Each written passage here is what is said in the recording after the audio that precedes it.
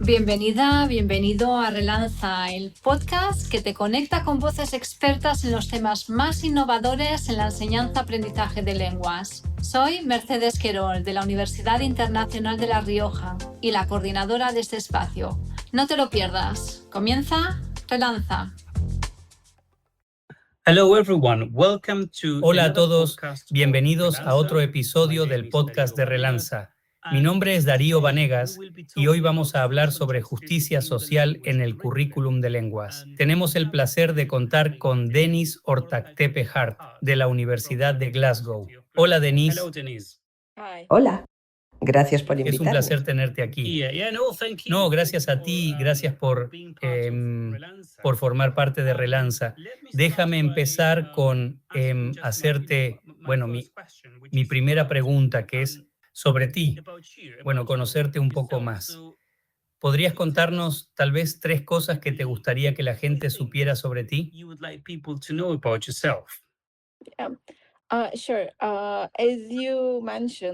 Claro, como has dicho, soy profesora en los programas de TESOL en la Universidad de Glasgow. Este es mi tercer año en la Universidad de Glasgow, pero tengo 14 años de experiencia en el campo. Recientemente vine desde los Estados Unidos por razones personales. Así que he trabajado en Estados Unidos y también en Turquía antes de venir al Reino Unido.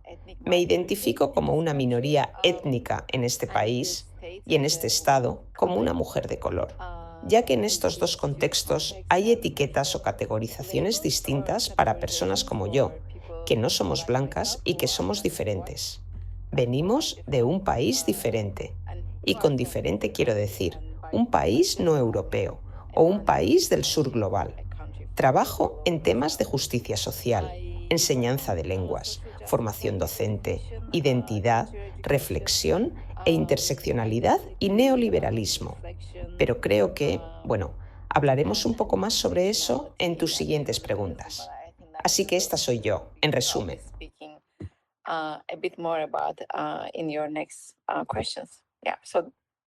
This is me in a nutshell.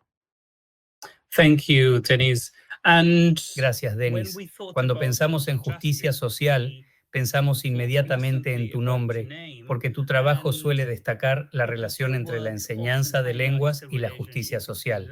Así que mi segunda pregunta es, ¿cómo conceptualizas la justicia social en el contexto del diseño curricular de lenguas? Y quizás, relacionado con eso, ¿por qué crees que es esencial en el panorama educativo actual? Why is it essential in today's educational landscapes? Sí.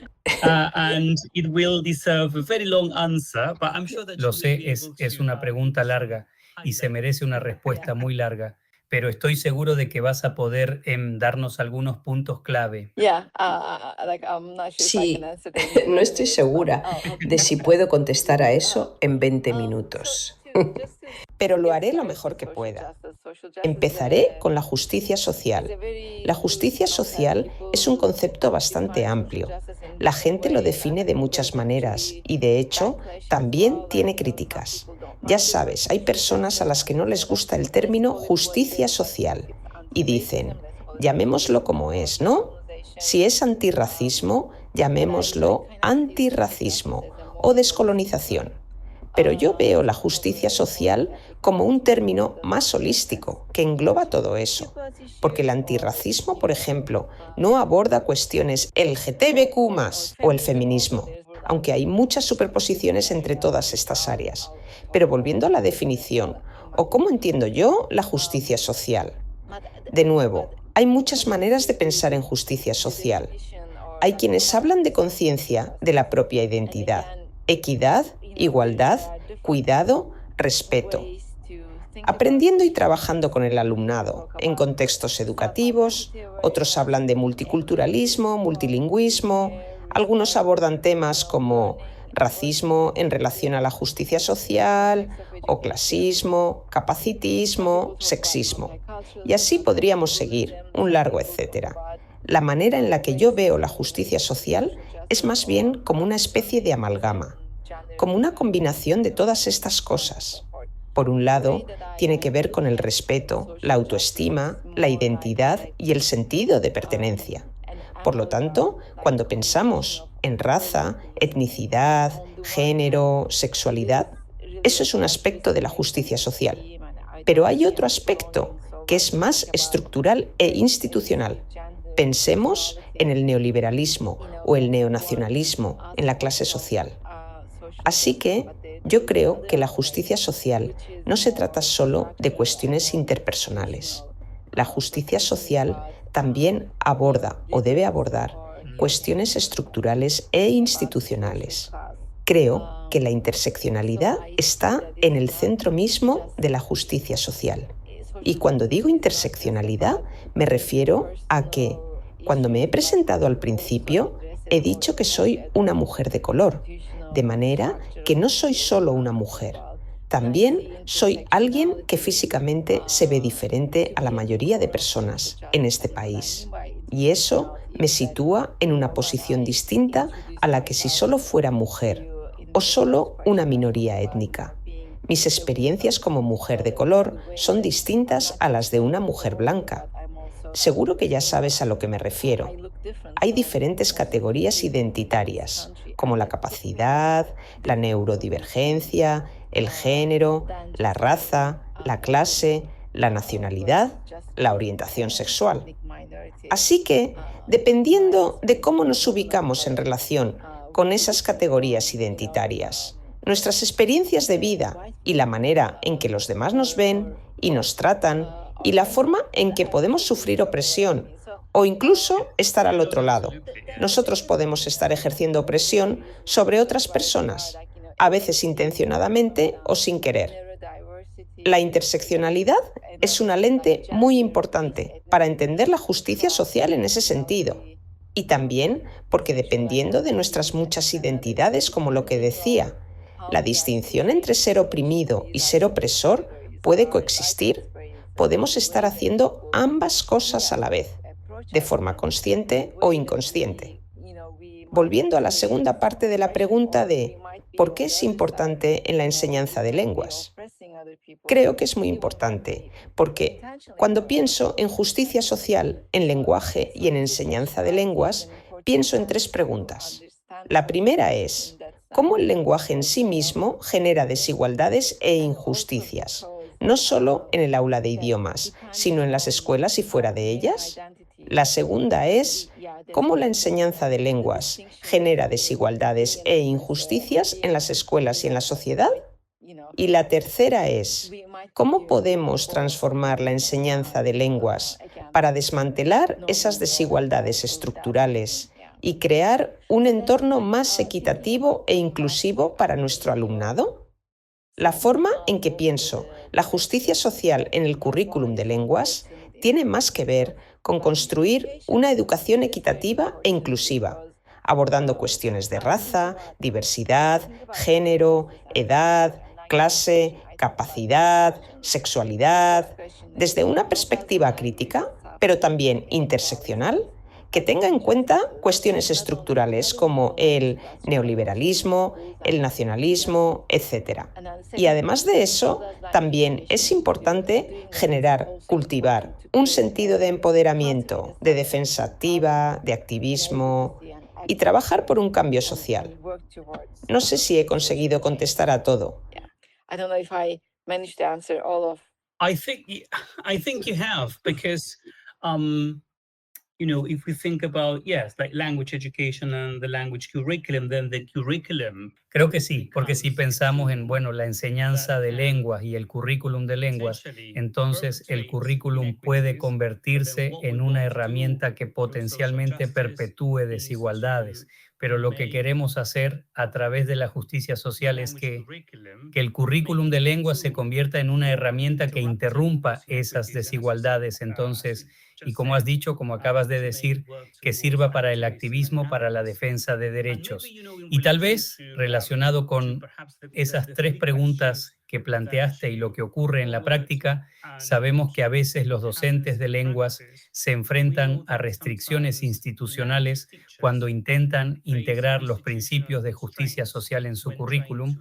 Por lo tanto, cuando los docentes tienen que lidiar con esas tensiones, ¿qué estrategias o puntos de partida recomendarías para quienes trabajan dentro de sistemas rígidos o estandarizados, o quizás sistemas demasiado jerarquizados donde tal vez no tengan mucha libertad o espacio para trabajar con la justicia social?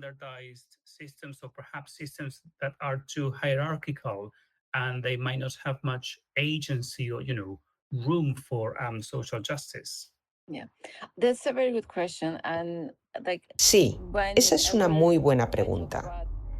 Cada vez que hablo de mi investigación y de los proyectos que hago, o simplemente cuando digo que trabajo en justicia social en enseñanza de lenguas, la gente me pregunta, ¿qué tiene que ver la justicia social con la enseñanza de lenguas? Y la respuesta casi siempre es mucho. En primer lugar, para responder a tu pregunta, no veo la justicia social como algo que traemos al aula. Ya está ahí. Está presente en cada interacción humana. Está presente en nuestras sociedades, en nuestras instituciones. Así que, como mencionabas, algunos docentes, por ejemplo, dicen: el currículum es rígido, no tengo tiempo ni flexibilidad para integrar estas cuestiones. Y de nuevo, mi respuesta es: ya está ahí. Tal vez no estás enseñando con un enfoque de justicia social, pero el currículum, todo lo que implica el currículum, los materiales, la evaluación, etcétera, ya perpetúa desigualdades. Te guste o no, lo admitamos o no, la justicia social ya está presente. Por lo tanto, o estamos trabajando por la justicia social o estamos perpetuando desigualdades e injusticias. Así que, para mí, la justicia social es una filosofía que cuando entras al aula ya está ahí. Y depende del profesorado decidir si toma una postura o mantiene el statu quo. Esa es mi primera reacción ante este tipo de preguntas. Pensando en cómo puedes abordar estas cuestiones si tienes un currículum rígido, en términos de pedagogía crítica, hablamos del currículum oculto. Y el currículum oculto, muchas veces, o casi siempre, perpetúa desigualdades. Pensemos, por ejemplo, en las imágenes que aparecen en los libros de texto o en las evaluaciones en los exámenes estandarizados y en las interacciones que tenemos con el alumnado. Con frecuencia, la manera en que el profesorado se posiciona como figura de autoridad, por ejemplo, situándose frente a todo el grupo, es, en sí mismo, ya es una cuestión de justicia social. Porque al hacerlo, estás asumiendo que el alumnado no sabe nada. Son solo como una tabula rasa y están en blanco, vacíos, recipientes vacíos. O blank slates, yeah. O como una hoja en blanco, sí. And that's a social justice issue in and of itself, and the language itself is a, social justice issue, like thinking about. Y eso ya es un tema de justicia social. El lenguaje en sí mismo también es un tema de justicia social. Si pensamos en si estás enseñando, no sé, sobre una familia típica, entre comillas, ya sabes, mamá y papá, o en los pronombres. Pensamos en cómo el lenguaje perpetúa diferencias de género y en cómo el lenguaje binario de género sigue presente, él y ella, y cómo hoy en su lugar usamos, por ejemplo, they en inglés, para promover un lenguaje más inclusivo. Todo eso ya está en el currículum y son cosas a las que el profesorado se enfrenta todos los días. Por lo tanto, aunque tengas un currículum rígido, estos son los materiales con los que has de trabajar. Tal vez una estrategia, si se puede llamar estrategia, aunque creo que para mí no es realmente una estrategia, sino un enfoque que ayuda mucho, es la alfabetización crítica. La alfabetización crítica consiste en mirar a los materiales. Todo tipo de materiales, no solo visuales u orales, sino también textos multimodales, desde un ángulo crítico y pensando, ¿qué está pasando aquí? ¿Quién aparece? ¿Qué tipo de lenguaje se promueve? Por ejemplo, si estás pensando en profesiones, ¿quién hace qué? ¿Qué lenguaje estás enseñando? ¿Estás usando palabras como camarera o actriz, hombre de negocios? ¿O estás usando lenguaje neutral en cuanto al género? Desde la alfabetización crítica no es tan difícil abordar cuestiones de justicia social en tus materiales, porque sí, tal vez tienes que usar ese material, pero se trata más de las preguntas que haces al alumnado, más que de hacer algo adicional. No tienes que diseñar un nuevo texto, ni traer material o imágenes nuevas. Puedes trabajar sobre temas de justicia social con el material que ya tienes, pero haciendo las preguntas adecuadas para que el alumnado entienda qué está pasando, a quién se representa, quién queda silenciado, quién hace qué. Y ese tipo de preguntas ayuda muchísimo, tanto para desarrollar la alfabetización crítica como la conciencia crítica del alumnado. El otro ejemplo que puedo dar en relación con lo que preguntaste sobre un punto de partida, la alfabetización crítica, hacer preguntas críticas, ya es un punto de partida, pero otro punto de partida podría ser, si puedes, complementar tus materiales con otros recursos adicionales. Un punto de partida que suelo usar como ejemplo es pensar en la familia real británica, por ejemplo. La familia real es muy popular en todos los libros de texto. No sé por qué. Pero si miras todos los libros británicos, los basados en el Reino Unido, que circulan por todo el mundo, históricamente, vas a encontrar a la familia real. Tenía el ejemplo de esta boda real, de Kate Middleton y el príncipe William, quien asistió a la boda, etcétera, etcétera. Y justo por esa época, creo, mientras diseñaba materiales, salió una nota en los diarios.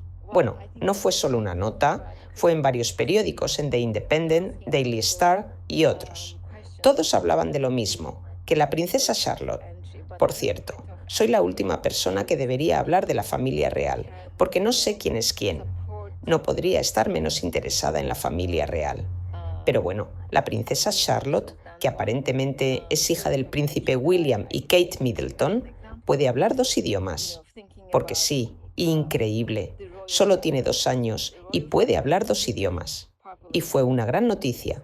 Estaba en todos los medios. Por lo tanto, si estás enseñando sobre la familia real, porque tienes que seguir el libro, pero también estás al tanto de las noticias y te encuentras con algo relacionado con lo que enseñas, creo que puedes abordar fácilmente temas como la inmigración o el bilingüismo.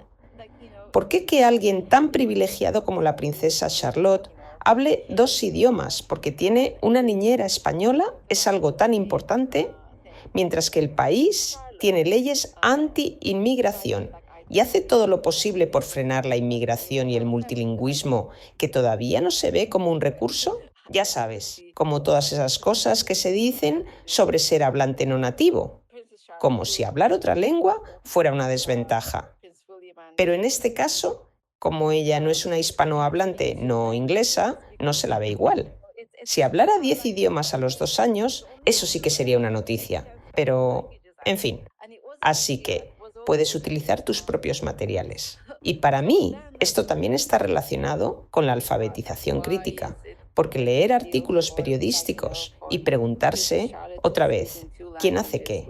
Es decir, ¿por qué es tan importante que la princesa Charlotte hable 2 idiomas, cuando el multilingüismo es lo normal en tantos países del sur global? Creo que lo voy a dejar aquí. Okay, well, thank you. And thank you Muchas so gracias, much, Denise, Denise, por tu tiempo y tus aportaciones. Ha sido un placer. Gracias. Insights. It's been a pleasure. And yeah, thank you.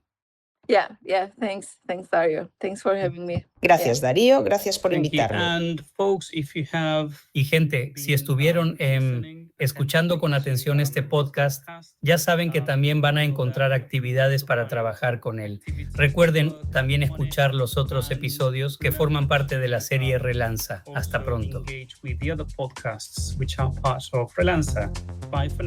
Relanza es un proyecto financiado por el Vicerrectorado de Transferencia de la UNIR y desarrollado con la colaboración entre el Grupo de Investigación Prodigy y el Language Curriculum Special Interest Group de la British Association for Applied Linguistics. No olvides visitar nuestra web para aprender más sobre este tema y encontrar ideas para tus clases.